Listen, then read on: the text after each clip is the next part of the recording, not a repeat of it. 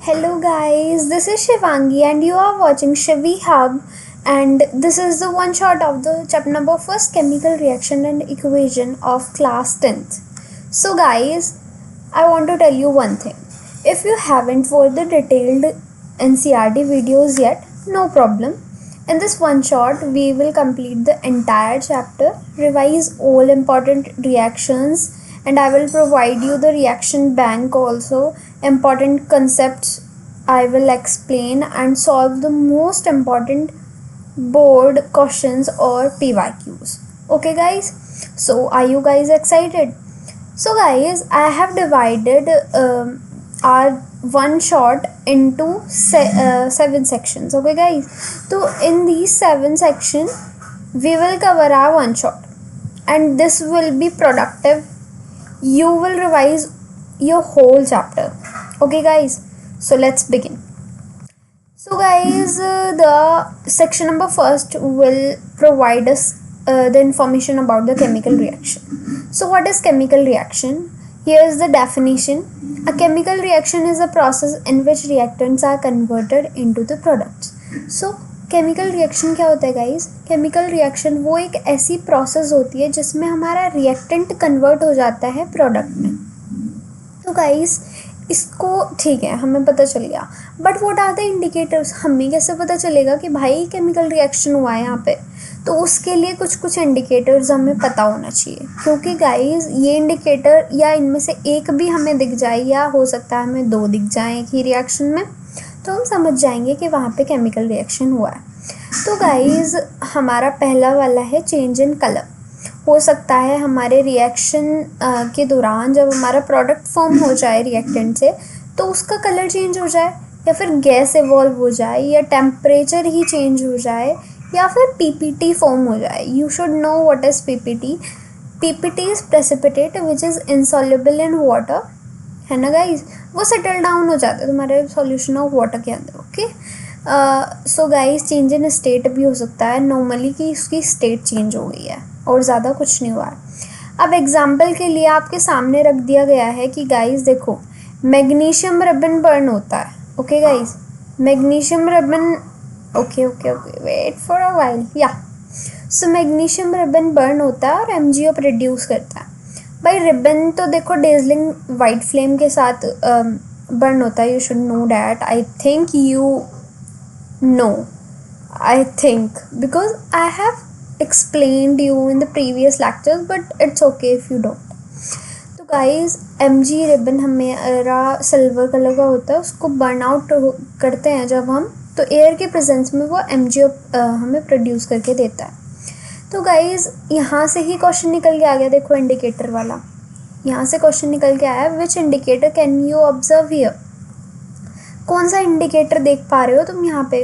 Guys आप देख पा रहे होगे कि भाई देखो इसमें कलर तो ऐसा कुछ ऐसा चेंज हुआ नहीं है. तो गाइज इसमें हुआ क्या? हीट मतलब ऐसा हुआ है क्या हीट हो गया या टेम्परेचर चेंज हो गया? नो, गर्म नहीं हुआ ना ठंडा हुआ. अब भाई इसमें देखिए पीपीटी फॉर्म हुआ है? नहीं, ऐसा भी नहीं है. तो last one is the answer, change in state. मेरा एक रिबन पूरा ऐश में कन्वर्ट हो चुका है, या बोल लूँ तो MgO के पाउडर में कन्वर्ट हो चुका है मैग्नीशियम ऑक्साइड के. तो गाइज अब देखो सेक्शन नंबर 2 पे हम लोग आ चुके हैं गाइज.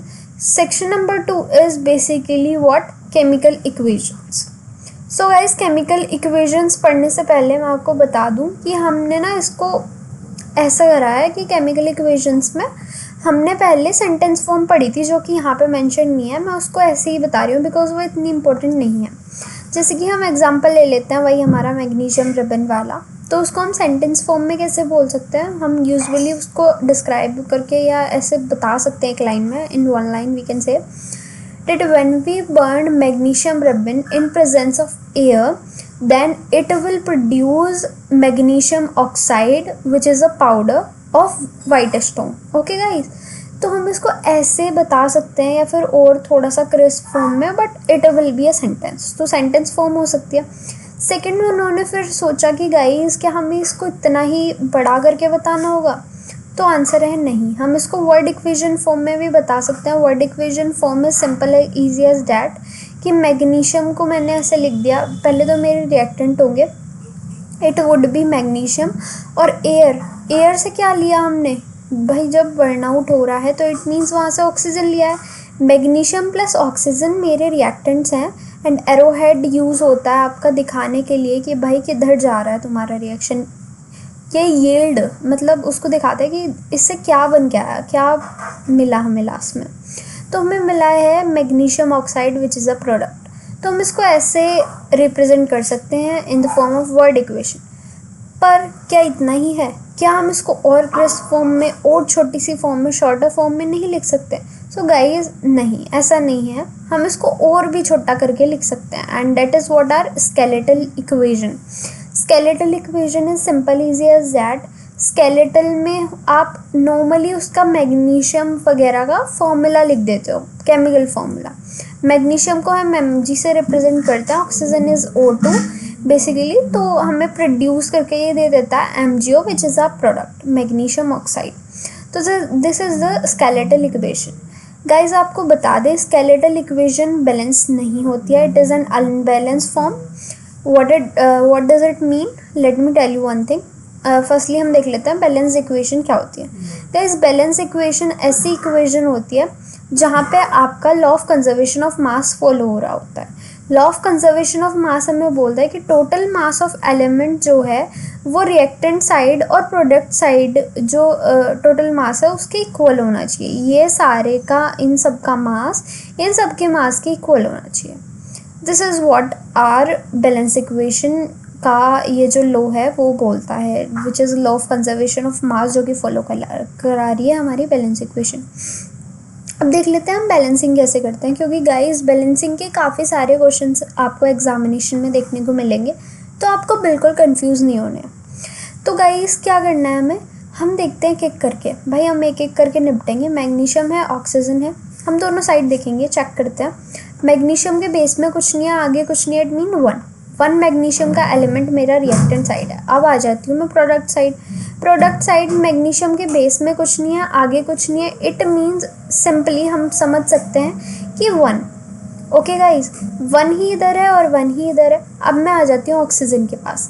ऑक्सीजन के पास मैंने देखा बेस में 2 है, आगे कुछ नहीं है, इट मीन यहाँ पे मेरे रिएक्टेंट साइड 2 है। ठीक है गाइज। अब प्रोडक्ट साइड में देख सकती हूँ कि बेस में तो कुछ है ही नहीं, आगे भी कुछ नहीं है, इट मीन 1। तो यहाँ तो गड़बड़ हो रही है भाई, जब इधर 2 था तो इधर भी तो 2 होना था, बट ऐसा नहीं है। तो इसके लिए हम इनको बैलेंस करते हैं। यहाँ पे हमें बैलेंसिंग की नीड पड़ती है, इसलिए अब मैं क्या करूँगी, मैं बेस में 2 ऐड नहीं कर सकती। ये गलती कभी मत करना कि आप बेस में 2 ऐड कर दो, वी कांट।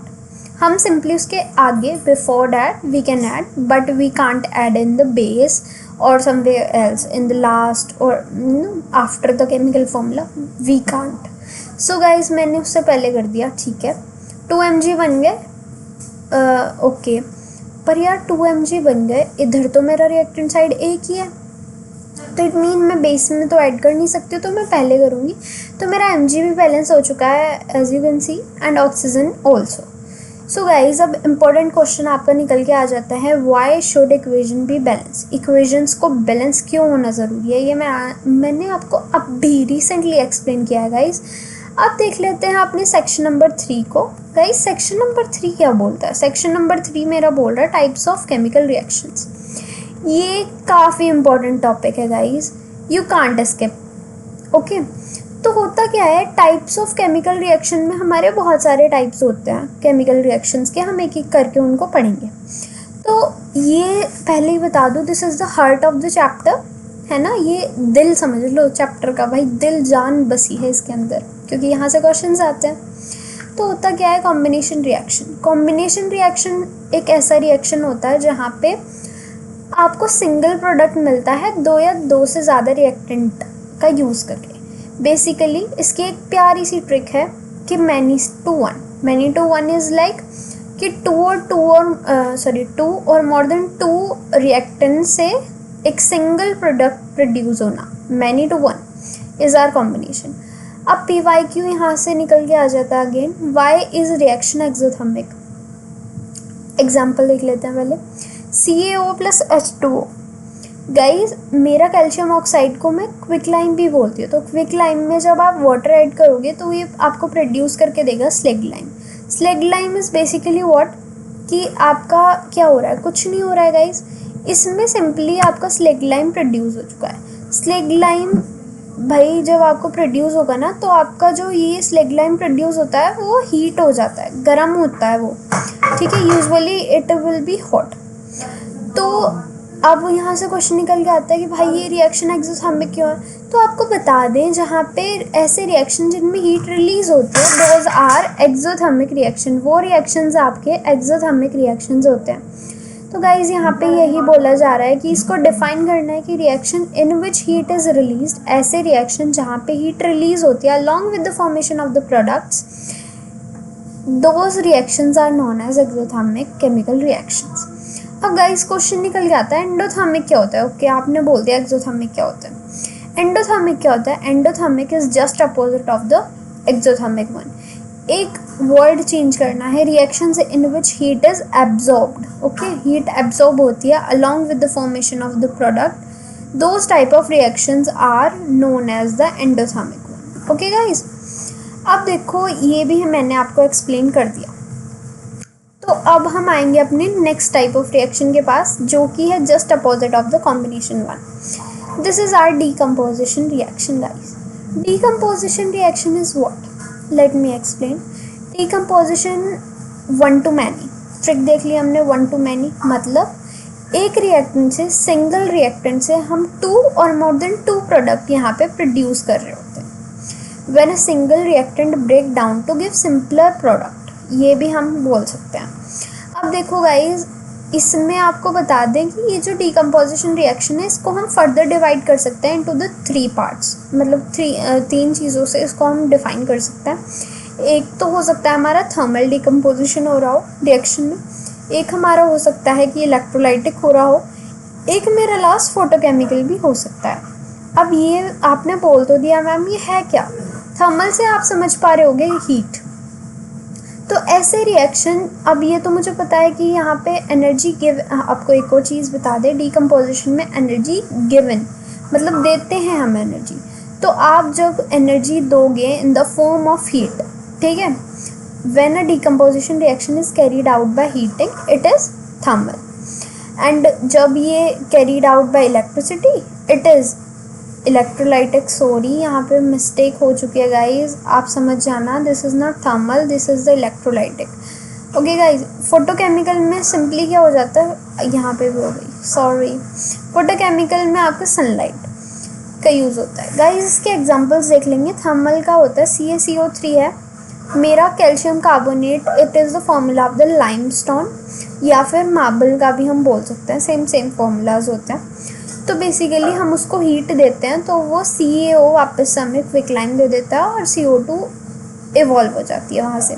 इलेक्ट्रोलाइटिक का एग्जांपल आपको बता दें गाइस, आपको एक बीकर याद आ रहा है, कुछ बीकर लिया था हमने, उसमें वाटर फिल करा था, देन उसमें हमने कोई एसिड तो डाला था, HCl और H2SO4, फिर हमने 2 इलेक्ट्रोड डाल के बैटरी से कनेक्ट कर दिए थे, एंड इलेक्ट्रिसिटी पास कराने के बाद मेरे को एक पे तो हाइड्रोजन मिल गया था, एक पे मेरे को ऑक्सीजन मिल गया था, 2:1, मतलब ऐसे डबल उसका ऐसे मिल गया था हमें, इफ़ यू रिमेंबर। ये वही रिएक्शन है।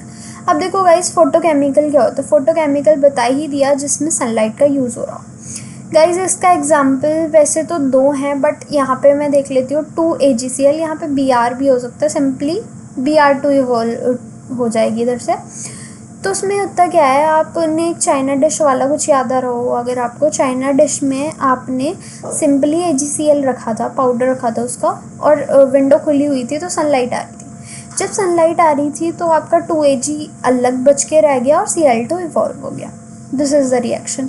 अब बोर्ड का फेवरेट क्वेश्चन आपके सामने आ चुका है guys, why are silver chloride bottles stored in dark bottle. तो गाइस सिल्वर क्लोराइड की बोतल डार्क में क्यों स्टोर करी जाएंगी, आई थिंक आपको पता हो गया होगा अब तक। क्योंकि गाइस सनलाइट, क्योंकि अगर उन पर सनलाइट पड़ेगी तो गाइस ये वाला रिएक्शन हो जाएगा, और आपकी जो बोटल्स हैं उसमें Ag ये वाला रिएक्शन हो जाएगा। डेट्स वाई वे विल क्या करते हैं, हम उसको डार्क बोतल में ही स्टोर करते हैं ताकि रिएक्शन ही ना हो। अब टॉक्सिन्स ना बने उसमें। अब देखो गाइस, डिस्प्लेसमेंट रिएक्शन भी तो कोई भला होती होगी ना। तो गाइस अब हम देखेंगे what is the displacement reaction. तो guys displacement reaction is what, let me tell you, when more reactive element displaces the less. तो ऐसी रिएक्शन जहाँ पे तुम्हारा ज़्यादा जो रिएक्टिव है वो एलिमेंट लेस रिएक्टिव को डिस्प्लेस कर देता है उसके सॉल्ट सॉल्यूशन से, वो मेरा डिस्प्लेसमेंट होता है। ट्रिक होती है इसकी, स्ट्रॉन्ग वाला रिप्लेस कर देता है वीक वाले को। इसका एग्जाम्पल बहुत मस्त सा है। इट्स लाइक जिंक है और CuSO4 है। गाइस जिंक जो है मोर रिएक्टिव होता है मेरी Cu से, तो वो उसको डिस्प्लेस कर देगा। कैसे, मतलब जिंक जुड़ जाएगा SO4 के साथ, Z2SO4 फॉर्म करेगा और Cu बेचारा अकेला रह जाएगा। तो उसकी मेमोरी टिप बता देते हैं, मोर रिएक्टिव मेटल विंस। भाई जो ताकतवर होगा हमें पता है वही जीतेगा, तो मोर रिएक्टिव जीत जाता है इस केस में। अब देख लेते हैं अपने नेक्स्ट वाले और लास्ट वाले पे भी again is are double displacement reaction. Double displacement reaction is what, simply हमें समझना है कि ऐसा रिएक्शन जिसमें exchange of ion take place होता है। किनके बीच में होगा भाई, रिएक्टेंट्स के बीच में होगा, और तुम्हें भाई वो प्रोडक्ट प्रोड्यूस करके दे देगा। इसे हम डबल डिस्प्लेसमेंट रिएक्शन बोलते हैं। ट्रिक है इसकी, पार्टनर ही एक्सचेंज हो जाते हैं। गाइस समझ पा रहे हो, पार्टनर ही एक्सचेंज हो जाते हैं। हाउ, मतलब गाइस जैसे मेरे पास ये दो रिएक्टेंट थे BaCl2 और Na2SO4, तो Ba के साथ जुड़ जाएगा SO4, Ba पॉजिटिव के साथ SO4 नेगेटिव, और BaSO4 फॉर्म करेगा विच is a precipitate, and NaCl form हो जाएगा इधर। तो ये मेरा रिएक्शन होता है जहाँ पे आयन्स एक्सचेंज हुए हैं, यू कैन सी, है ना। अब बोर्ड का क्वेश्चन आ जाता है अगेन फेवरेट वाला, which is what is a precipitation reaction. प्यारा सा कि प्रेसिपिटेशन रिएक्शन क्या होता है। गाइज यहाँ मैंने बताया आपको प्रेसिपिटेट फॉर्म हुआ। प्रेसिपिटेट इज़ व्हाट, जो कि इनसॉल्युबल हो वाटर के अंदर, है ना। तो जहाँ पे प्रेसिपिटेट फॉर्म हो जाए that is precipitation reaction, simple easy as that. अब गाइज आ चुके हैं हम धीरे धीरे सेक्शन नंबर 4 के पास। Guys section number 4 is what, section number 4 is easy as that, oxidation and reduction. पर जो हमारे बेबीज़ हैं, जो हमारे किडीज़ हैं, जो हमारे किडोज़, आपको ऐसे ट्रीट कर रही हूँ guys, I know you are a good teenager now, but okay, आप मेरे तो किडोज़ ही हो। तो guys oxidation and reduction is what, मुझसे तो छोटे ही हो, है ना। तो oxidation is addition of oxygen, कितना प्यारी सी चीज़ है ऑक्सीडेशन। लोग इसमें कंफ्यूज हो जाते हैं, कोई नहीं guys, I will provide you a trick, पर अभी के लिए सुन लो। Oxidation is addition of oxygen, oxygen का ऐड होना इज ऑक्सीडेशन, और reduction is just opposite of that, removal of oxygen. Example देख लेंगे भाई, जब ऑक्सीजन ऐड होगी तो Cu था मेरे पास कॉपर, उसको मैं बर्न आउट कर दूंगी तो ऑक्सीजन ऐड होके 2CuO रिड्यूस कर देगा। भाई लो जी, हो गया करोजन। अब देखो रिडक्शन क्या होता है, रिडक्शन इज सिंपली की रिमूवल। अब रिमूवल तभी तो होगा जब हाइड्रोजन ऐड होगा, हाइड्रोजन ऐड कराया मैंने तो Cu+, मेरे को वापस कॉपर मिल गया और H2O निकल गया। गाइज अब आ चुका है आपका redox reaction. Redox is what, दोनों का मिश्रण है। क्या बोल दिया ये guys, yes, it is the मिश्रण of the oxidation and reduction. Why? What? Let me tell you. When one reactant get oxidized, जब एक reactant oxidize होता है तो दूसरा reduce होता है ना, ये simultaneously work करता है। और इसी प्रोसेस को ऑक्सीडेशन रिडक्शन या फिर redox रिएक्शन बोलते हैं। अब इसकी वन लाइनर ट्रिक आपको बता देते हैं, oil rich. Guys this is the memory tip, this is the most star पे स्टार बना लो इस पे गाइज। ऑयल रिच आपको याद रखना है, बस आपका काम हो जाएगा। क्या करना है गाइज, इतना तो पता ही है। हम क्या करेंगे, हम इसको पढ़ लेते हैं, फुल फॉर्म खोलते हैं इसकी। Oil is oxidation is loss, किसका लॉस, इलेक्ट्रॉन का। Oxidation is loss of electron, याद हो गया गाइज, इसकी डेफिनेशन याद हो गई आपको। Reduction is gain of electron, simple easy as that, confuse नहीं होना आप बिल्कुल भी। एक बार और रिवाइज कर लेंगे मजे से, ऑयल रिच। ओके गाइज, अब देखो सेक्शन नंबर 5 पे हम पहुंच चुके हैं, आप एंड पे पहुंचने ही वाले हैं गाइज। कोरोजन और रेंसिडिटी। कोरोजन और रेंसिडिटी क्या है, यहाँ पे बच्चे इस गड़बड़ा जाते हैं, क्योंकि देखो चैप्टर जब एंड पे आ रहा होता है ना, तो बच्चे घबरा जाते हैं, वो घबराते नहीं हैं। अब इसको देख के घबराते भी हैं और छोड़ भी देते हैं कि चलो भाई मेजॉरिटी पार्ट तो कर लिया, लेकिन बोर्ड बहुत हराम चीज़ है गाइस, वो यहीं पे से क्वेश्चन निकाल के देता है। तो कोरोजन क्या होता है? Corrosion is when a metal is attack, जब तुम्हारे मेटल पे अटैक हो जाएगा। अब अटैक क्या कोई फो आके कर रहा है, कोई एनिमी आ जाएगा? नहीं गाइस, एनिमी आएगा लेकिन इसका तो अलग एनिमी है, इसके दुश्मन हम थोड़ी हैं। इसके दुश्मन है मॉइस्चर और एसिड्स, ये सब चीज़ें हो जाती हैं, टॉक्सिन्स होते हैं, कुछ चीज़ें होती हैं, वो जब उस पर अटैक कर देती हैं तो हम कह देते हैं कि मेरा मेटल हो चुका है कोरोड, और इस प्रोसेस को बोल देते हैं कोरोजन। एग्जाम्पल है मेरे पास rusting of iron, black silver, green copper.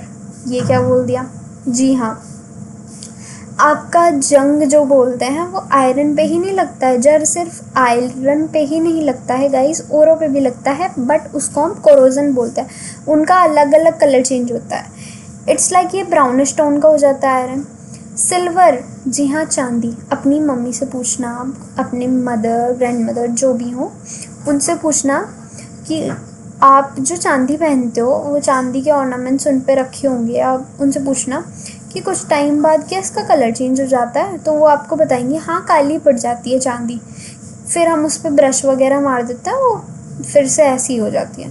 तो गाइस वो ऑक्साइड की लेयर डेवलप हो जाती है, उसको हटाते हैं। फिर अब देखो ग्रीन कॉपर तुम्हारा ग्रीन हो जाता है। इनका अलग अलग कलर चेंज हो जाता है, बट बेसिकली हो रहा मेरे पे मतलब मैं बता सकती हूँ कि कोरोजन ही हो रहा है गाइस, ठीक है गाइस। अब देखो प्रिवेंशन क्या होता है, हम इनको बचा सकते हैं। अब बचा कैसे सकते हैं गाइस? हम बचाते हैं, बचा सकते नहीं हैं।